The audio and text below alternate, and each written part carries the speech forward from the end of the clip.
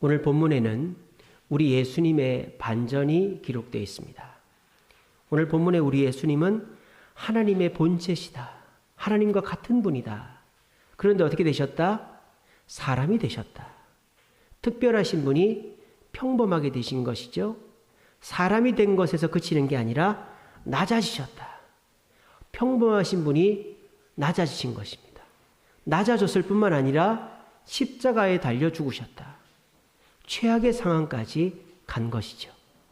우리 예수님은 하나님의 본체, 특별하신 분이 인간, 평범해지시고 낮추어지시고 십자가에 죽으시는 최악의 상황을 경험하셨습니다.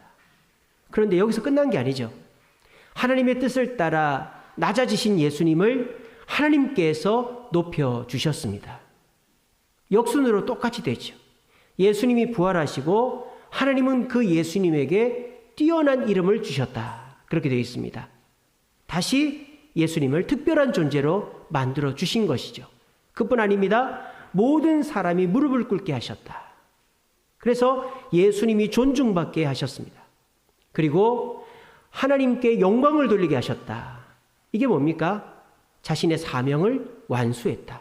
최상의 상태로 올라갔다라는 것이죠. 우리 예수님은 한없이 낮아지시기만 했는데 하나님이 뜻하시니까 다시 부활하시고 다시 특별해지시고 다시 존중받으시고 최상의 모습으로 돌아가셨다는 거예요. 사실 이것은 불필요하죠. 이런 일이 있을 필요가 없어요.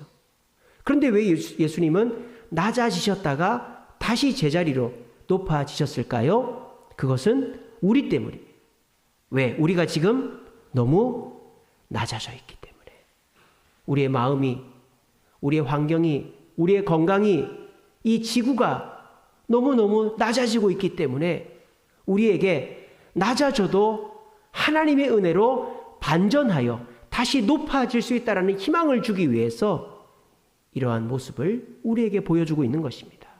우리 예수님은 반전을 이루어내시는 분입니다. 성경에는 예수님의 반전을 경험한 사람이 많이 나옵니다.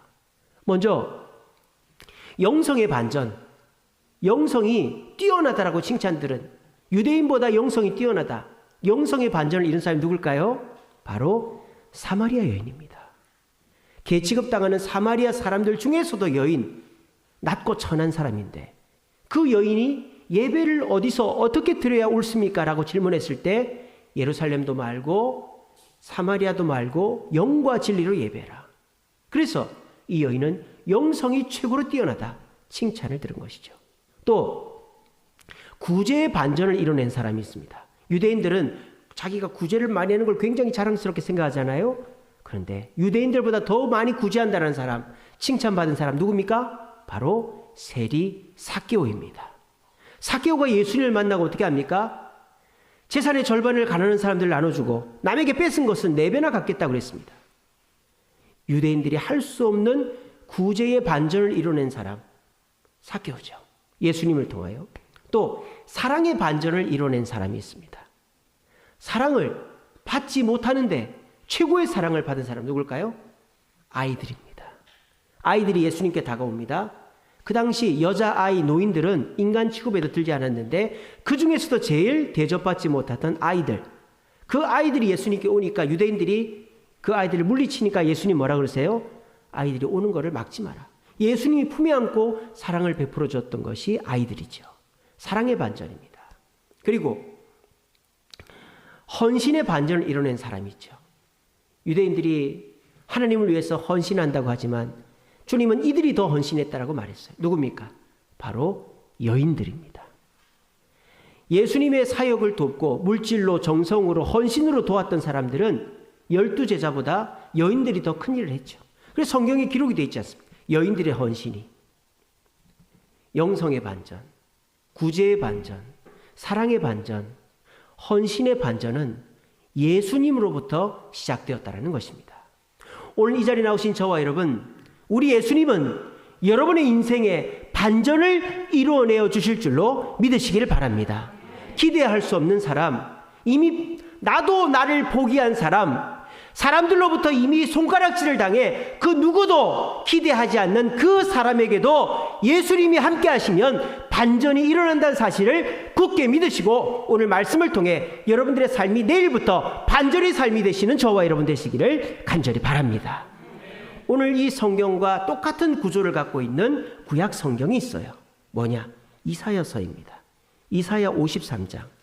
이사야 53장은요, 예수님이 메시아로 오셔서 고난당하실 것을 예언하고 있는 메시아 예언장이에요. 그런데 여기에 보면 이 빌립보 2장과 똑같은 구조로 나옵니다. 여기 보면 이렇게 되어 있습니다. 예수님을 뭐라고 표현하고 있느냐? 예수님은 주 앞에서 자라나기를 연한 순 같고 마른 땅에서 나온 뿌리 같아서 고운 모양도 풍채도 없다 그랬어요. 아니, 우리 예수님이 고운 모양도 풍채도 없는 분입니까? 아니죠. 우리 예수님은 하나님 자체잖아요.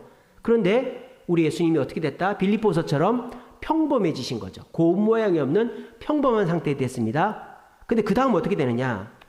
아름다운 것도 없다 그랬어요. 흠모할 만한 아름다운 것이 없다. 평범함에서 비참함으로 낮아지신 거죠. 자, 거기서 끝난 게 아닙니다.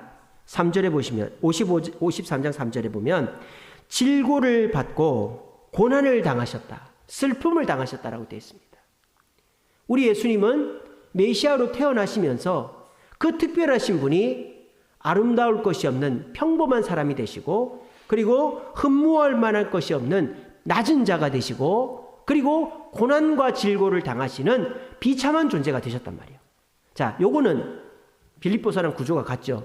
근데 빌립보서에는 뭐가 빠져 있습니까? 왜 이렇게 낮아졌는지가 빠져 있죠.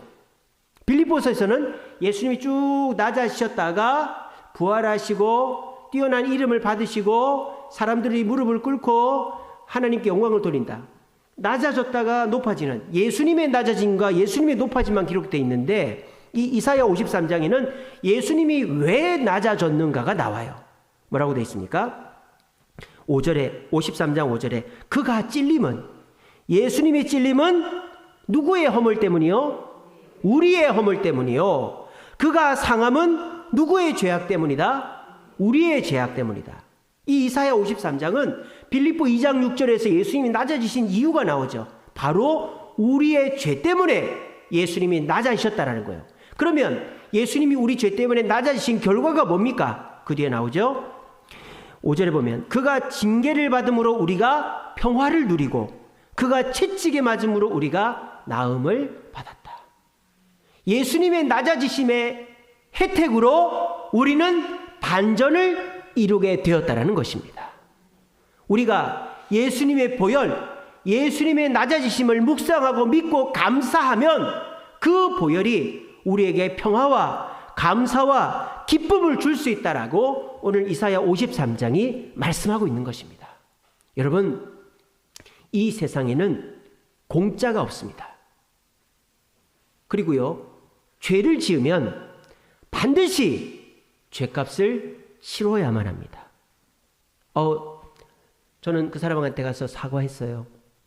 저는 그 옛날 일 다 잊어버렸어요. 그러면 죄값이 어쩌질까요? 결코 그렇지 않습니다. 내가 잊어버려도 트라우마라는 것이 있어요. 그 장소, 그 사람만 보면 내 그 실수가, 그 죄가 떠오릅니다. 정상적인 생활을 못해요. 나는 사과했다고 하지만 그 사람이 이제 그 보상을 제대로 못 받으면 보복을 하는 거예요. 여러분, 죄는요, 절대로 그냥 넘어가지 않아요. 사람들이 왜 죄 얘기를 싫어할까요? 이미 베린 몸이거든요. 제가 금요기도회 때 설교했는데, 사람들은 이미 죄를 너무 많이 지어가지고 이 죄를 해결할 방법이 없어요. 그러니까 죄인이라는 얘기를 듣기 싫어합니다. 그리고 죄를 해결할 수 있다는 말을 믿지 않습니다. 근데 저와 여러분들은 그렇지 않죠. 여러분들은 죄를 해결할 수 있습니까? 없습니까? 자신이 없으시네. 여러분들은 죄를 해결할 수 있다는 사실을 믿으시길 바랍니다. 여러분들은 이미 아담으로부터의 죄, 그리고 예수 믿기 전의 죄를 다 용서받았어요. 제가 금요기도 때 그런 말씀 드렸습니다. 여기가 막 먼지, 쓰레기로 가득 차 있어요. 그러면 치울 엄두가 납니까? 안 납니까? 안 납니다. 그냥 내버려 둡니다. 그냥 살자. 근데 만약에 여기가 깨끗한데 쓰레기 한두 개, 머리카락 한두 개 있으면 어떻게 할까요, 사람이? 그걸 치우게 돼 있어요. 왜? 쓰레기가 별로 없으니까. 우리 그리스도인들은요, 죄에 대해서 관심이 많습니다. 죄에 대해서 얘기하기를, 토론하기를 좋아합니다. 죄에 대해서 고백하기를 좋아합니다. 왜 그럴까요? 우리는 죄 용서함을 받았기 때문입니다. 우리는 죄를 용서받을 수 있는 방법을 알고 있기 때문입니다. 우리는 죄에 대해서 자신 있는 사람들이기 때문입니다.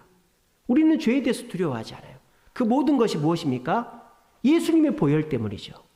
그런데 그것은 공짜가 아니라는 거예요. 예수님의 보혈은 우리의 죄의 대가, 죄의 잘못을 다 용서해 주신 거예요. 여러분, 세상의 법은요, 죄를 그냥 넘어가지 않죠. 그죠? 사람들이 죄를 짓지 않기 위해서 어떻게 합니까? 벌금이라는 거를 매깁니다. 그래서 이 죄를 지으면 이만큼 벌금이 있으니까 죄 짓지 마세요. 그럽니다. 근데 습관적으로 죄를 짓는 사람은 벌금이 있어도 죄를 지어요. 그런 사람은 징역을 삽니다. 징역의 목적이 뭡니까? 그 사람을 괴롭히고 때리는 게 아니죠. 그건 아주 후천적이고 후진 국가에서 하는 거예요. 저 노르웨이나 덴마크, 독일 가면요, 감옥이 호텔이에요. 호텔. 다 있어요. 여러분, 징역의 원래 의미가 뭐예요? 분리죠. 분리. 이 사람이 죄를 짓는 환경, 여건과 분리되어서 죄를 안 짓도록 도와주는 교정의 역할을 하는 게 교도소. 그게 징역 사는 거예요. 그러니까 징역은 사람 때리고 막 몇 번 막 이러면서 협박하고 일 시키고 이런 게 징역이 아니에요. 그러니까 죄라는 것을 지으면 그 사람이 그 죄에 대한 그 대가를 치르게 하려고 징역을 살아서 그 죄를 이기게 하는 겁니다. 그래서 오히려 죄 많이 지은 사람은 감옥에 들어가면 마음이 어때요? 편안해지는 거예요. 왜? 내가 죄값을 치르고 있다고 생각하고 내가 그토록 끊지 못하던 그 죄를 이제는 그 죄를 지을 수 있는 공간 자체가 아니니까 극복을 하니까 마음이 편안한 거예요. 그런데 세상에서 아무리 벌금을 매기고 아무리 징역을 살아도 그 죄를 또 짓는 사람들이 있다 이거예요. 왜? 세상의 방법으로 죄를 완벽하게 해결할 수가 없기 때문입니다. 하지만 저와 여러분들은 죄를 완벽하게 해결할 수 있습니다. 아예 생각도 안 나게 할 수 있습니다. 그것이 무엇입니까? 예수 그리스도의 보혈이라는 것입니다. 예수님의 보혈이 우리의 죄를 해결해 주신 것입니다.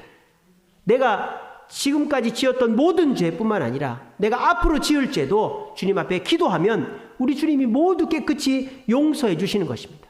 그렇기 때문에 우리는 죄에 대해서 오히려 얘기하기를 좋아합니다. 내가 이런 죄를 지었다고, 나 회개했다고.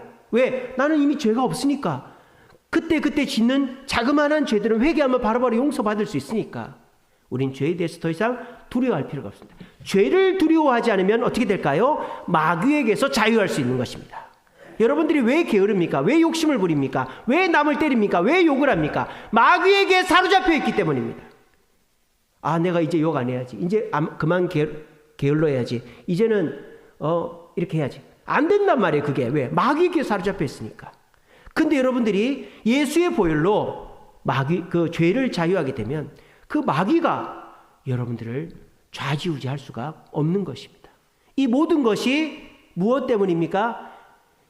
낮아지실 필요가 없는 예수님이 낮아지시고 질고와 고난을 당할 필요가 없는 예수님이 질고와 고난을 당하심으로 우리가 평화와 나음을 입었기 때문입니다. 전 세계 과일 중에서 최고의 과일은 포도입니다. 왜냐? 이 포도는 삼관왕이기 때문이에요. 첫 번째는 최고령 과일입니다. 전 세계에서 최초로 재배된 곡물은 밀입니다. 근데 최초로 재배된 과일은 포도입니다. 8000년대 때요. 두 번째 메달은 최다 생산입니다. 포도나무 한 그루가 최대 4,500송이의 포도를 맺는답니다. 감이 안 오시죠? 사과나무 하나가 사과를 100개에서 150개를 맺는데요. 많이 맺으면 150개. 근데 포도는 한 알도 아니고 한 송이가 보통 한 4, 50개 되잖아요. 한 송이가 4,500개나 열린다. 포도 하나가. 그래서 전 세계 과일 생산량에서 3분의 1을 차지하는 게 포도예요. 그리고 세 번째 메달은 전 세계 과일 중에 최고로 단 과일이 포도예요. 과일의 당도가 브릭스라는 건데 포도는 15브릭스입니다. 15브릭스. 두 번째가 키위예요. 키위가 14브릭스. 세 번째가 망고하고 멜론 11브릭스. 우리가 그렇게 달다고 생각하는 오렌지는 8브릭스. 그러니까 이 포도는 전 세계 제일 단 과일이에요. 자, 포도 열매가 3개의 금메달을 갖고 있다. 최고령 과일이고 최다 생산이고 최고 달다. 포도 열매가 이렇게 좋을 수 있는 이유가 뭐죠? 바로 포도나무가 자기를 짜바쳤기 때문이에요. 여러분 포도밭에 가보셨어요? 포천만 가면은 포도 많습니다. 포도나무는요 보면 끔찍하죠. 나무 자체가 똑바로 자라질 않아요. 막 몸을 비틀비틀 베베 꼬면서 자라요. 껍질도요 윤기가 나고 반듯한 게 아니라 막 껍질이 막 떨어지고 있습니다. 그래서 그 포도나무는 땔감으로 쓰기에도, 가구는커녕 땔감으로 쓰기에도 부족한 것이 포도나무입니다. 포도 열매가 그렇게 오랫동안 과일로 재배되었고 많이 맺고 단 이유는 포도나무가 자신을 희생했기 때문입니다.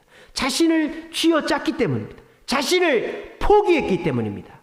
저와 여러분들이 죄로부터 자유하고 사탄 마귀로부터 자유하고 하나님의 은혜를 받을 수 있는 것은 예수 그리스도께서 자신을 포기하고 자신을 쥐어짜내서 우리에게 나음과 평화를 주셨음을 이 시간에 굳게 믿으시기를 바랍니다. 오늘 이 자리에 두 부류의 사람이 있을 거예요. 이것이 믿어지는 사람이 있고, 진짜 그럴까? 이런 분도 계실 거예요. 뭐 예수 보혈 피가 뭔데? 제가 새가족 훈련할 때 예수님 십자가에 달리는 패션 오브 크라이스트라는 영화를 보여줍니다. 그러면 새가족들은 끔찍하다. 저거 왜 보여줘? 저 피, 저 채찍질. 저거 안 보여줬으면 좋겠다. 그래서 제가 안 보여줘요. 그거를. 다른 순화된 영상을 보여줍니다. 그런데요, 그 예수님 십자가에 달리는 장면을 보면서 눈물을 흘리는 분들이 계세요. 누굴까요? 새가족 도우미들입니다. 왜? 새가족 도우미들은 내가 저 십자가에 달려야 된다는 걸 알고 있어요. 근데 새가족들은 그걸 몰라요. 교회를 처음 나왔으니까 당연한 거죠. 예수님이 누군지도 모르고 예수를 안 믿으니까 그냥 멀뚱멀뚱 보고 있는 거고 끔찍하다고만 하는 거죠. 여러분, 만약에 어떤 아줌마가 피를 흘리고 쓰러져 있어요. 아이고, 저 아줌마 왜 저리 쓰러져 있나. 근데 아이고, 괜찮으세요. 달려가는 사람이 있습니다. 저 아줌마 괜찮아? 이런 사람은 아무 관련이 없는 사람이에요. 아이고, 괜찮으세요 하고 달려가는 사람 누구예요? 자식이에요.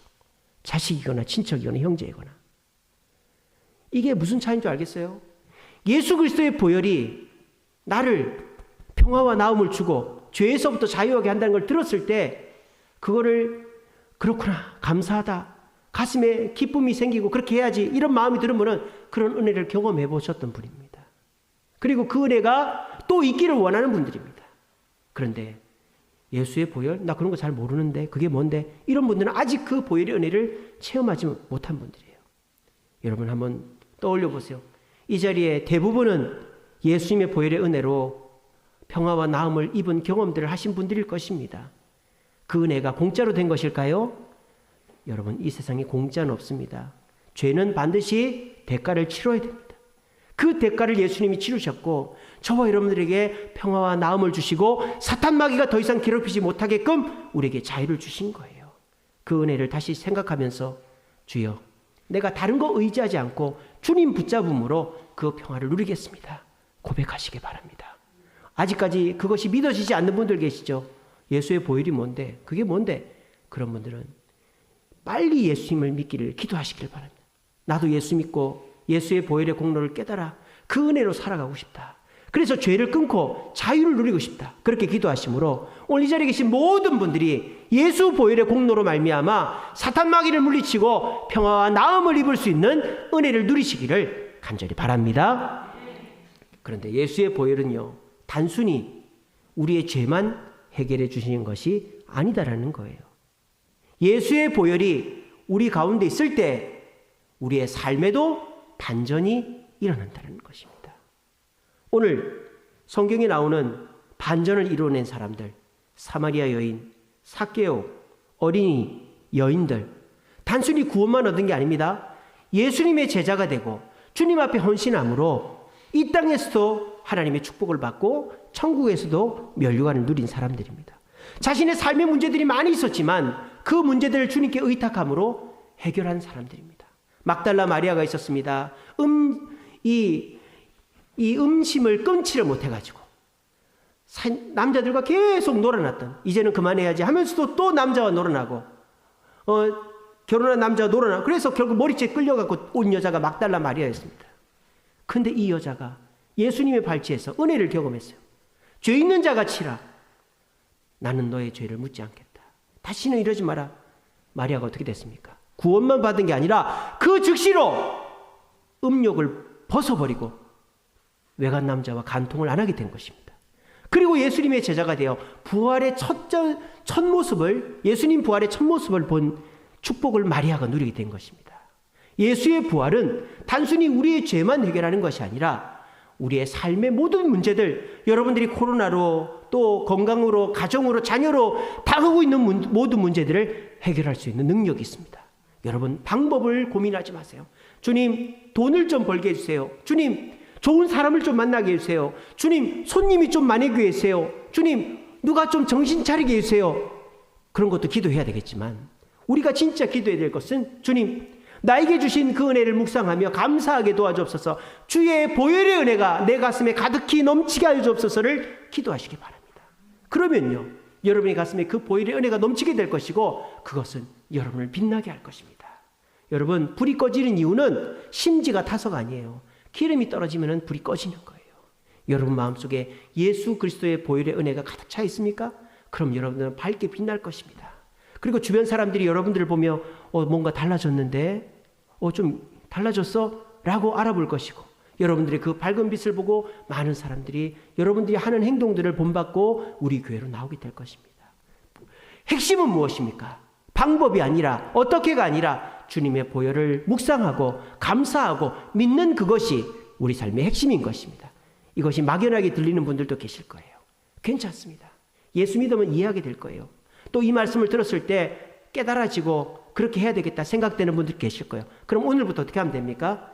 예수님을 묵상하시기 바랍니다. 예수님을 부르시기 바랍니다. 예수의 은혜를 사모하시기 바랍니다. 그러면 주님께서 여러분의 삶에 여러분들이 생각지도 못한 반전을 이루어 주실 줄로 믿으시기를 바랍니다. 말씀을 맺겠습니다. 욥기 19장 25절 말씀에 욥이 고백합니다. 대속자가 살아계시니 마침내 이 땅에 서실 것이라. 여기서 말하는 대속자, 리뎀버, 대속자는 바로 예수님을 말합니다. 욥은 예수님이 이 땅에 오실 것을 예언한 사람입니다. 여러분, 예수님의 예언은, 예수님을 의지한 욥은 반전을 이뤄냈습니다. 어떻게 됐습니까? 30년 고난을 끝내고 재산이 2배가 됐어요. 예전보다. 그리고 더 이쁜 마누라를 만나서 10명의 자식을 또 낳았어요. 그렇게 해서 하나님의 은혜를 경험하고 반전을 이뤄냈습니다. 오늘 이 자리에 나오신 저와 여러분들도 반전을 이뤄낼 수 있습니다. 어떻게 하면요? 그 예수님의 보혈을 묵상하고 그 은혜를 묵상하며 자신을 쥐어 짜내면서 자신을 없애면서 포기하면서까지 포도처럼 우리에게 모든 진액을 주신 그 예수님의 은혜를 묵상할 때 그 예수님의 보혈의 은혜가 우리의 죄를 해결할 뿐만 아니라 우리의 삶에 내가 해결할 수 없었던 문제들도 해결하게 해주실 줄로 믿으시기를 간절히 바랍니다. 우리 시간에 찬양하며 헌금하겠습니다.